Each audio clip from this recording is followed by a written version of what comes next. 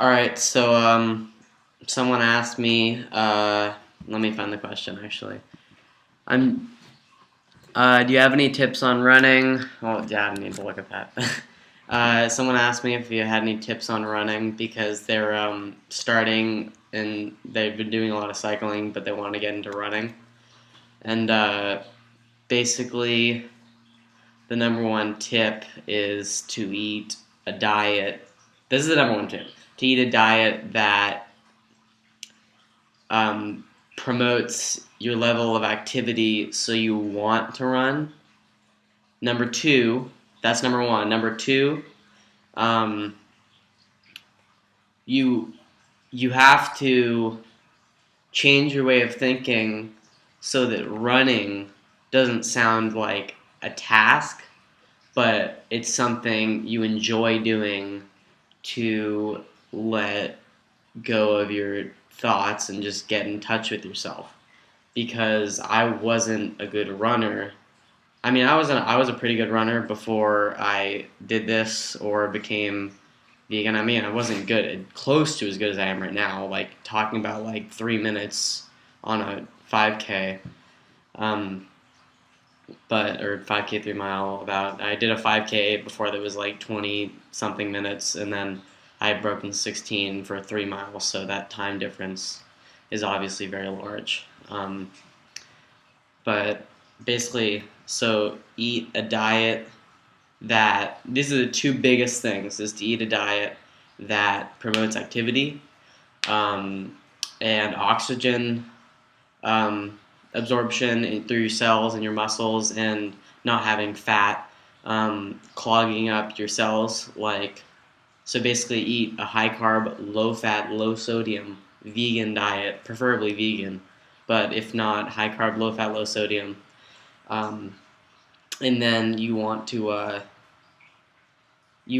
to just sort of, the best way to do this is just get in touch with yourself, maybe meditate a little bit or do some yoga or just run and just realize that you're helping your body and that it isn't a task. It's fun. I mean, I enjoy running. It's one of the things. If I'm not, I get pissed when I can't run, which I'll get to later. But it's like, especially when I can't do any activity, it's awful. But I just have so much energy that I don't know what to do with it, and it's just like I just want to be active.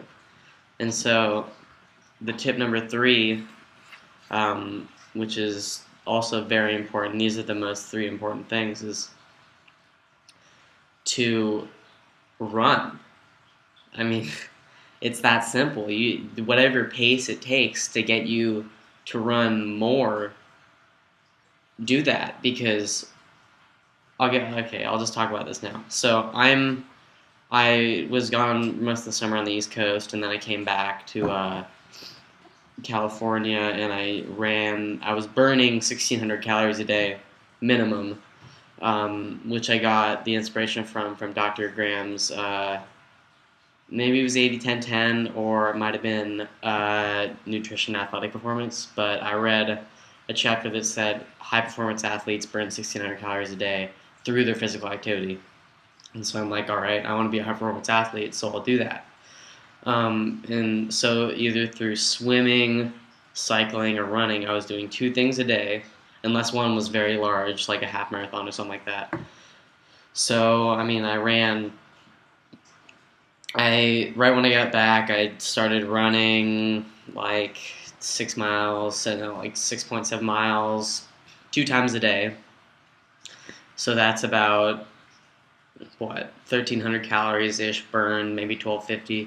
And then I was doing yoga 2 times a day, and that helped a lot with my recovery, so I could recover almost fully by the time I got to the next one. Like, I did PR runs, or just like really good performance runs for me, after I already did something that day, and it was ridiculous. Like, I did this group ride. It was my first group ride with people, and they were going fast. Everybody was on $10,000 bikes, and I had my $1,200 Kestrel bike, which is I'm learning to love it now. I was watching a lot of Durian Riders videos, and he was talking about how the alloy carbon thing and its carbon. I'm worried about. I mean, I still would rather have an aluminum bike just because it's more durable and eco-friendly, which is what I try to strive for. But sorry if you can't see my face right now. I don't know. That's all right. That's better.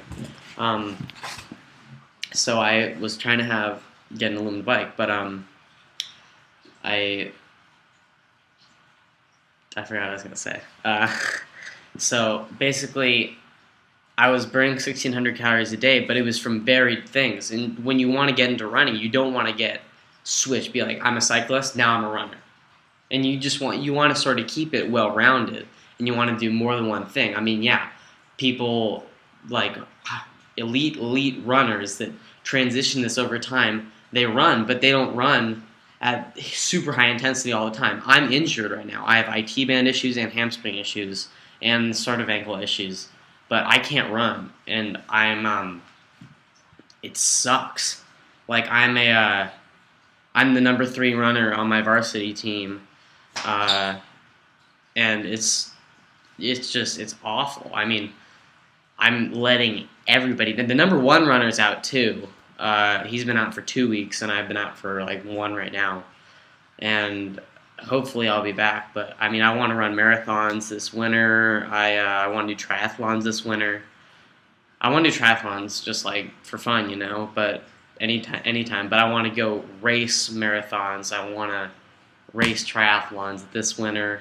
I mean, there's no real sports seasons around here because I live in Orange County, and it's kind of nice, and it's right next to the beach, so I can basically do whatever activity, marathons, triathlons, running races all year round. I know that a lot of places you can only do that in January, but it's sort of like the trick to running is to run. So I was running 12, 13 miles a day. No, it was like 13 miles a day at like 7-minute pace, or maybe like 30, 7:45 when I broke my distance record with 14 and a half miles or something like that, and it was like 7:45 pace, and I felt awful, and it was just, and even though it felt awful, I knew I improved because I just broke that barrier in my mind. And the trick, you just have to think of it like that and be like, I am enjoying this, even if your body is telling you you're not enjoying it. Unless you're like, something's not working right and you have an injury, stop running, because that happened to me on Monday. I thought I was better, and I ran 6 miles and KOM'd on, or see whatever you call it for running on Strava, and because someone beat me, so I had to beat them back, and I re-injured myself. Obviously, I was getting a lot better. I cycled 57 miles a day before, but I didn't. I don't know, but just you want to vary your training so you're not just running, and if you are just running, which is not preferable, you want to at least do 1. Preferably 2 or 3 different workouts. Like if you have like almost half or 3/4 or maybe even like 7/8 of your workout maximum of one activity, you want to definitely do at least one other, like cycling. Preferably swimming is a really good recovery thing because it even works your arm muscles, which is, you still need a little bit of arms for running, but just stay at a pace that you're comfortable with to run a lot of distance at, and you want to basically cross-train, not CrossFit, that's stupid.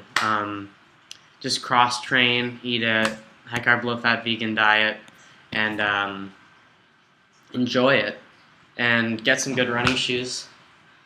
Green Silence, very eco-friendly.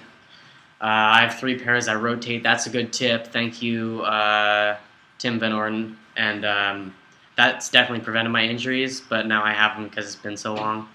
But yeah. And you don't want to race. I've been racing every weekend for the past like 3 weeks. I did 3 in a row, and then we had 1 day off where I also cycled, and then so I never really had many days off, except for the one day I didn't have my bike because it was a friend's house. But you just take a rest day.